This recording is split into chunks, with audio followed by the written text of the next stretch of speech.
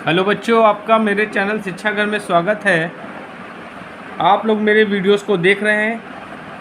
I hope आप लोगों की TG2 की तैयारी हो रही है। इसी श्रृंखला में मैं आप लोगों के लिए सिंगल फेस इंडक्शन मोटर के 50 ऑब्जेक्टिव इम्पॉर्टेंट क्वेश्चन लाया हूं। इन इम्पॉर्टेंट क्वेश्चन को अगर आप देख लेते हैं तो निश्चित तौर पे आप सेलेक्ट हो जाएंगे। ठीक है, चलिए स्टार्ट करते हैं। पहला क्वेश्चन है, निम्नलिखित में से किस सिंगल फेज इंडक्शन मोटर का प्रचालन शक्ति गुणक उच्च होता है? पहला ऑप्शन दिया है capacitor, start capacitor, run motor, छादित ध्रुव मोटर, प्रतिरोध split phase motor, capacitor, start प्रेरण रन मोटर। तो बच्चों आंसर क्या होगा आपका? पहला ऑप्शन बिल्कुल सही है, capacitor start capacitor run motor. चलिए अगला क्वेश्चन देखते हैं। साइकिल मोटर के संबंध में निम्नलिखित में से कौन सा कथन सही है?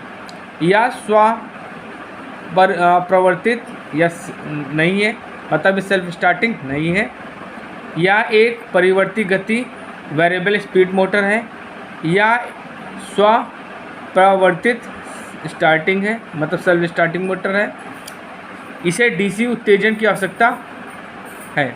तो देखिए, जो साइकिल मोटर होता है वो क्या होता है? सेल्फ स्टार्टिंग मोटर होती है। ठीक है, तो ये तीसरा ऑप्शन आपका बिल्कुल सही है। चलिए अगला क्वेश्चन देखते हैं। एक एकल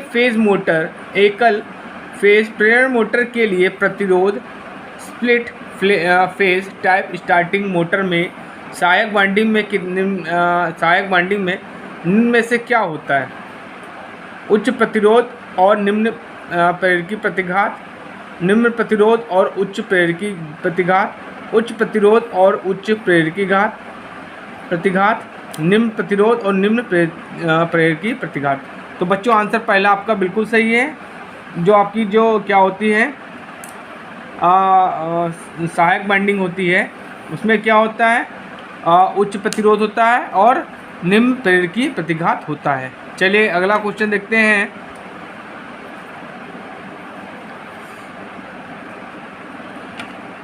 एकल फेज प्रेरण मोटर में यदि स्टेटर एक एसी आपूर्ति से जुड़ा हुआ है तो निम्न में से कौन सा कथन सही है? स्टेटर वाइंडिंग में लौ हानियाँ शून्य होती हैं, या स्टेटर फ्लक्स उत्पन्न नहीं कर सकता, या स्वतः घूर्णन क्षेत्र उत्पन्न नहीं कर सकता, स्टेटर वाइंडिंग में लौ हानियाँ शून्य होती है। तो बच्चों आंसर आपका थर्ड सही है, या स्वतः घूर्णन क्षेत्र उत्पन्न नहीं कर सकता। देखिए क्या होता है,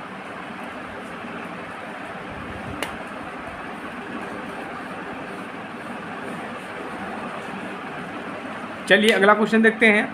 एक यूनिवर्सल मोटर में बल आघूर्ण निम्न में से किसके समानुपाती होता है? आर्मेचर धारा के स्क्वायर के 1/, आर्मेचर धारा स्क्वायर, आर्मेचर धारा 1/, आर्मेचर धारा। तो जो आपका जो टार्क होता है बच्चों, ठीक है, वो क्या होता है? यूनिवर्सल मोटर में आर्मेचर करंट के स्क्वायर के डायरेक्टली प्रोपोर्शनल होता है। चलिए अगला क्वेश्चन देखते हैं। एकल फेज साइकिल मोटर किस प्रकार की मोटर है? प्रतिष्ठम motor, air motor, stepper motor, तुल्यांकी मोटर। तो बच्चों ये क्या है? रिलेक्टेंस मोटर होती है। ठीक है, तो ये आंसर पहला आपका सही है, प्रतिष्ठम मोटर मतलब रिलेक्टेंस मोटर। चलिए अगला क्वेश्चन देखते हैं।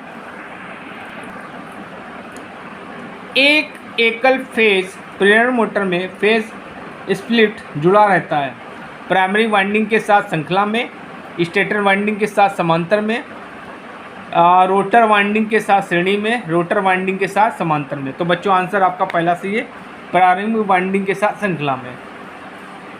बच्चों मेरे द्वारा बनाए गए वीडियोस को जरूर देखिए आप, क्योंकि ये जो वीडियोस मैं बना रहा हूँ आपके TG2 तैयारी के लिए बना रहा हूँ। हर एक टॉपिक से मैं लगभग 100 ऑब्जेक्टिव क्वेश्चन करा रहा हूँ। अगर ये क्वेश्चन आप पढ़ लेते हैं तो निश्चित तौर पर आप सफलता प्राप्त करेंगे। चलिए अगला क्वेश्चन देखते हैं। एक स्टेपर मोटर मूलतः एक डैश होती है, डीसी शंट मोटर, तुल्यांकी मोटर, डीसी सीरीज मोटर, प्रेरण मोटर। तो बच्चों क्या होती है? ये क्या होती है? सिंक्रोनस मोटर होती है, तुल्यकालिक मोटर होती है। चलिए अगला क्वेश्चन देखते हैं। छत के पंखे को फर्श से डैश ऊपर लटकाना चाहिए, 2.75 मीटर 3 मीटर, 5 मीटर, 1.5 मीटर। तो आंसर क्या होगा बच्चा, इसको 2.75 मीटर पे लटकाना चाहिए। चलेगा, क्वेश्चन है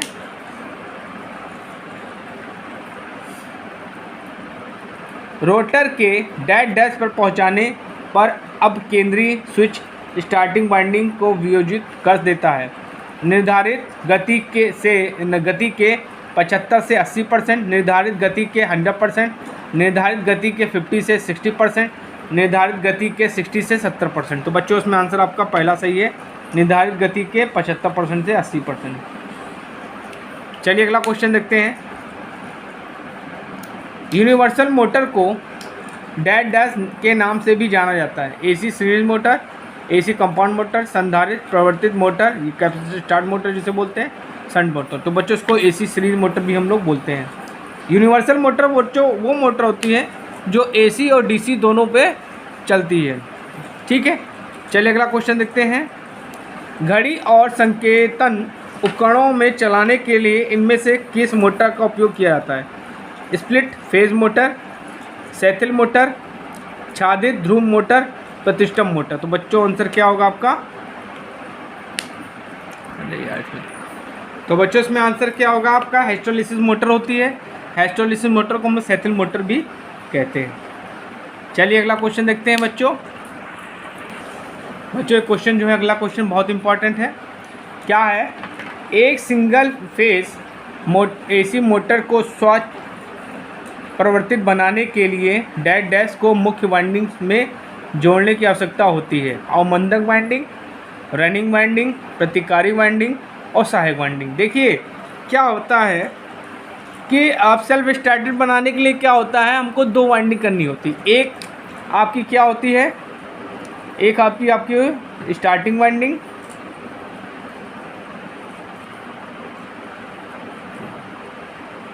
और एक होती है रनिंग वाइंडिंग।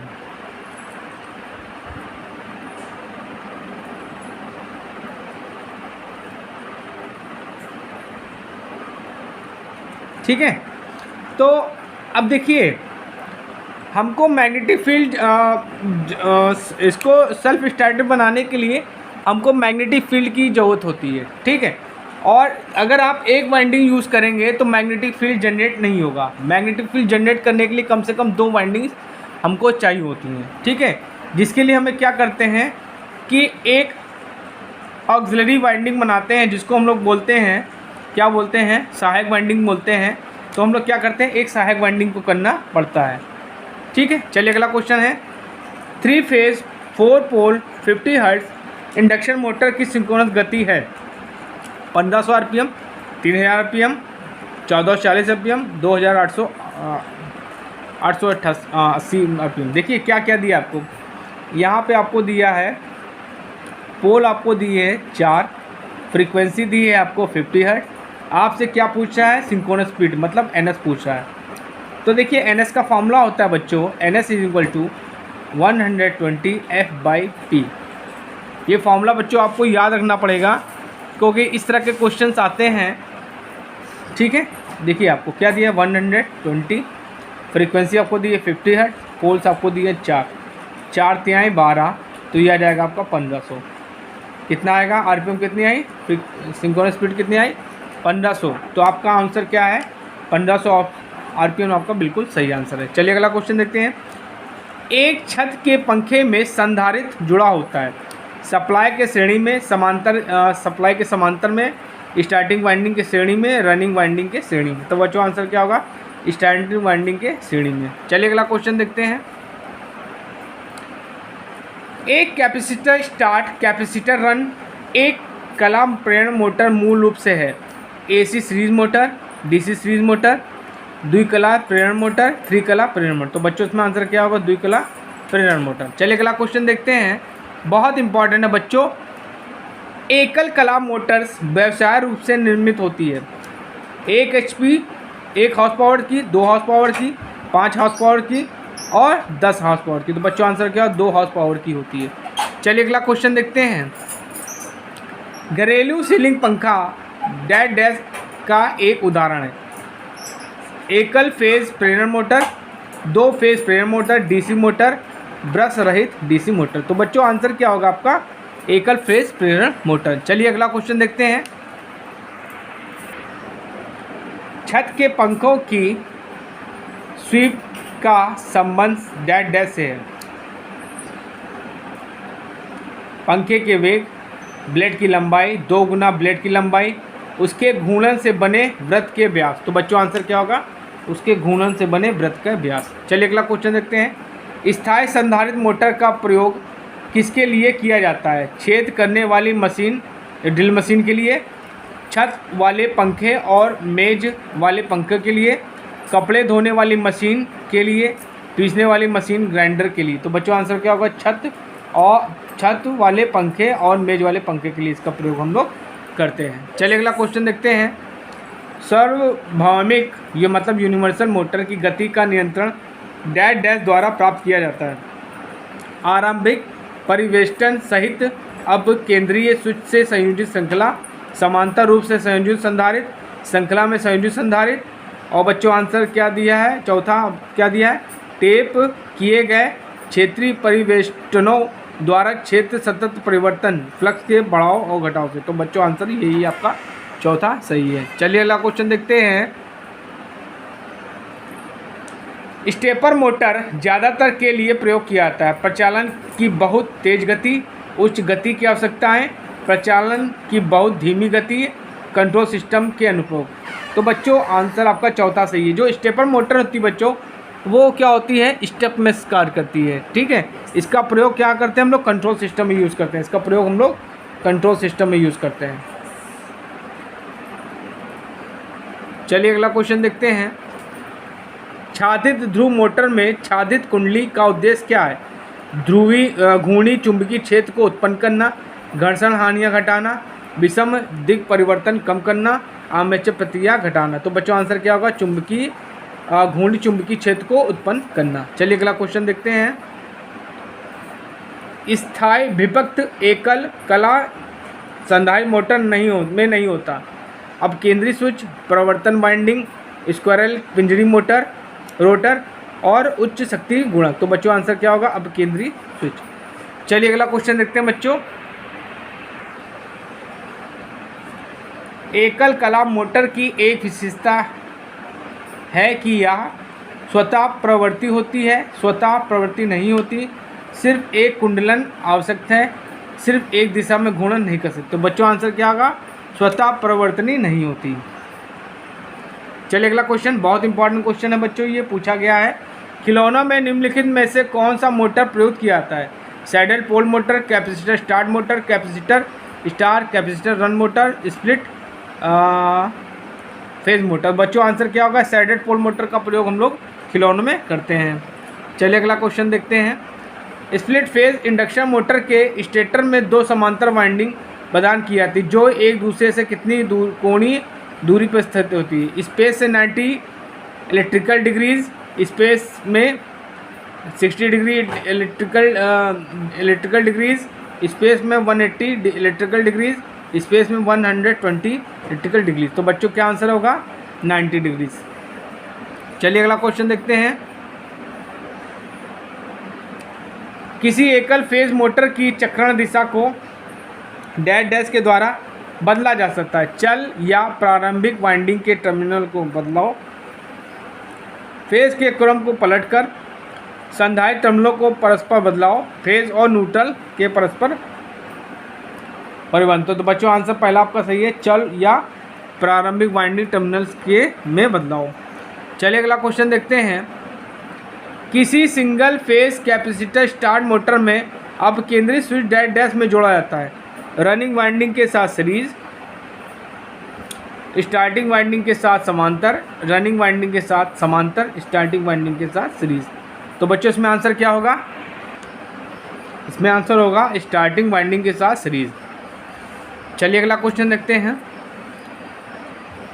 एसी और डीसी आपूर्तियों दोनों पर कौन सा मोटर कार्य कर सकता है? Compound motor, hysteresis motor, shaded pole motor, universal motor. तो बच्चों आपकी यूनिवर्सल जो मोटर होती है, यूनिवर्सल मोटर क्या होती है? एसी डीसी दोनों पे काम करती है। एसी डीसी दोनों पे कम करती है। तो बच्चों आंसर क्या होगा? Universal motor. चलिए अगला क्वेश्चन देखते हैं। स्टेपर मोटर एक डैश डैश होता है, single phase AC motor, 3 phase motor, 2 phase motor, DC motor. तो बच्चों आंसर क्या होगा? Single phase AC motor. एकल फेज वाली कैपेसिटर स्टार्ट मोटर का संधारित्र स्विच डैश डैश में जुड़ा होता है, 360 डिग्री, 90 डिग्री, 60 डिग्री, 120 डिग्री। तो बच्चों इसमें आंसर क्या होगा? 90 डिग्री। चलिए अगला क्वेश्चन देखते हैं।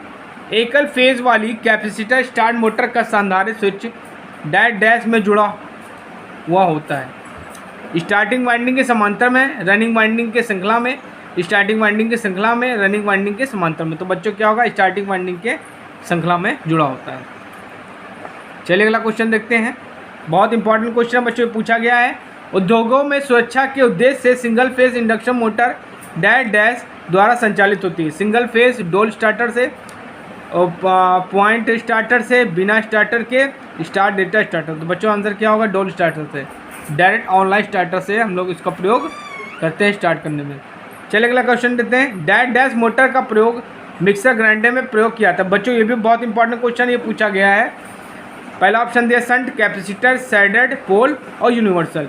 तो यूनिवर्सल मोटर का प्रयोग हम लोग क्या होता है? मिक्सर ग्राइंडर में प्रयोग करते हैं। और खिलौनों में शैडेड पोल मोटर का प्रयोग करते हैं, शैडेड पोल। और आपका मिक्सर में यूनिवर्सल। चलिए अगला क्वेश्चन देखते हैं। स्टार्टिंग और रनिंग वाइंडिंग के बीच फेज अंतर क्या होता है? विद्युत रूप से 120 डिग्री, विद्युत रूप से 360 डिग्री, विद्युत रूप से 90 डिग्री, विद्युत रूप से 180 डिग्री। तो क्या होगा बच्चों? जो स्टार्टिंग और रनिंग वाइंडिंग होती है, स्टार्टिंग वाइंडिंग और रनिंग वाइंडिंग, ये एक दूसरे से 90 डिग्री डिफरेंस पे बनाई जाती हैं। ठीक है। चलिए अगला क्वेश्चन देखते हैं।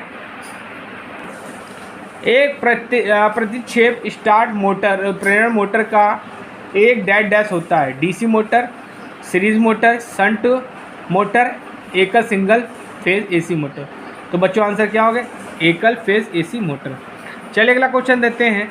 इनमें से किस मोटर का प्रयोग छत के पंखों में किया जाता है? शैडेड पोल, यूनिवर्सल, स्थायी कैपेसिटर, सीरीज। तो बच्चों क्या होगा? स्थायी कैपेसिटर। चलिए अगला क्वेश्चन देखते हैं। निम्नलिखित में से कौन एक यूनिवर्सल मोटर की विशेषता है? बहुत इंपॉर्टेंट क्वेश्चन है बच्चों।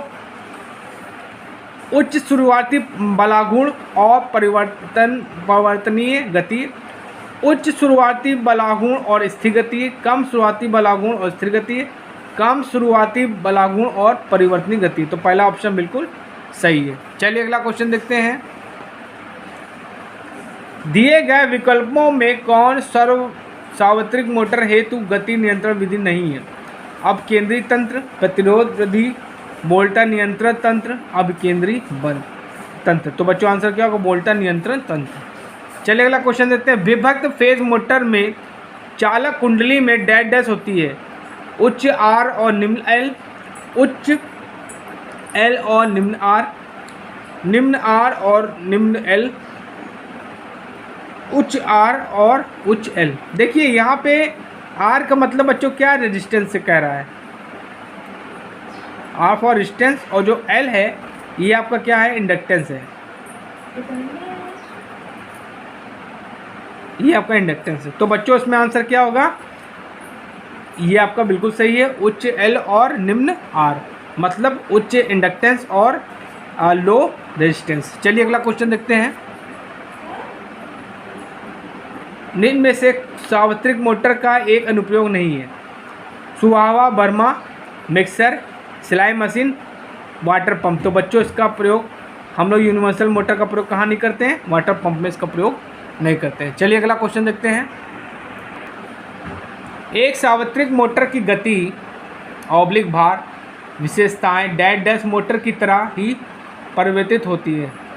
डिस्ट धारा शंट, डिस्ट धारा श्रेणी, पृथक उत्तेजित संयुक्त। तो बच्चों आंसर क्या होगा? डिस्ट धारा श्रेणी। चलिए अगला क्वेश्चन देखते हैं।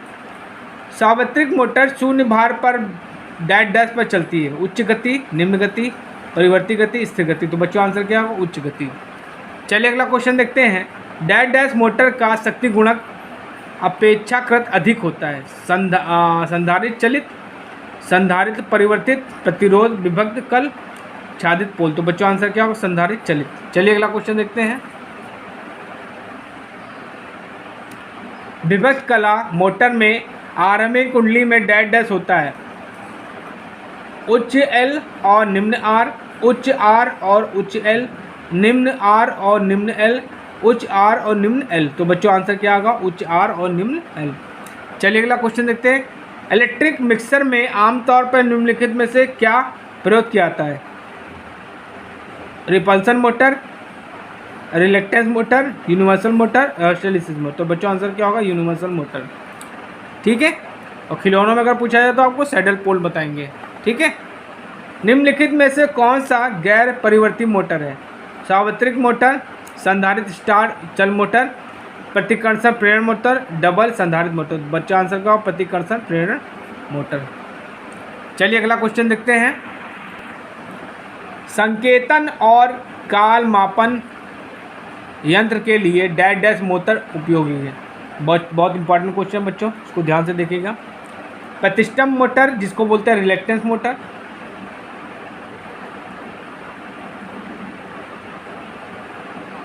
इसको बोलते हैं सैडेड पोल मोटर,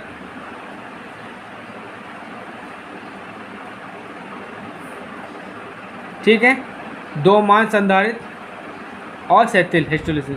तो बच्चों इसका आंसर क्या होगा आपका? Reluctance motor. Shaded pole motor का प्रयोग हम लोग क्या करते हैं? खिलौनों में करते हैं। और जो आपकी यूनिवर्सल मोटर होती है, यूनिवर्सल मोटर उसको मिक्सर में यूज़ करते हैं। किसमें? मिक्सर में। चलिए लास्ट क्वेश्चन देखते हैं बच्चों मेरे वीडियोस को आप देखिए, लाइक करिए, शेयर करिए और मेरे चैनल को सब्सक्राइब जरूर करिए। मैं आप लोगों की TG2 की तैयारी करा रहा हूँ। अगर इन क्वेश्चंस को आप देखते हैं तो आप निश्चित तौर पे सफलता प्राप्त करेंगे। चलिए अगला क्वेश्चन देखते हैं। सार्वत्रिक मोटर के पटलित क्षेत्र में स्टेटर और रोटर के निर्माण के लिए कौन सी कोर प्रयुक्त की जाती है? धातु कोर, पटलित धातु कोर, लौह कोर, पटलित लौह कोर। तो बच्चों आंसर क्या होगा? पटलित लौह कोर। ठीक है। तो बच्चों आज मैंने आपको सिंगल फेस इंडक्शन मोटर के 50 ऑब्जेक्टिव इंपॉर्टेंट क्वेश्चन बताए हैं, जो कि आपके यूपी PCL हो गया, यूपी आर्विनल हो गया और SSC DMRC इन सब में क्वेश्चंस आए हुए हैं। इन क्वेश्चंस को आप देखिए, समझिए और पढ़िए और प्लीज़ मेरे चैनल को लाइक शेयर सब्सक्राइब जरूर करिए, जिससे मैं आप लोगों के लिए ऐसे वीडियोस बनाता रहूं और जिससे आपके सब्सक्रिप्शन से और शेयर से हमें ताकत मिलेगी। ठीक है। Thank you.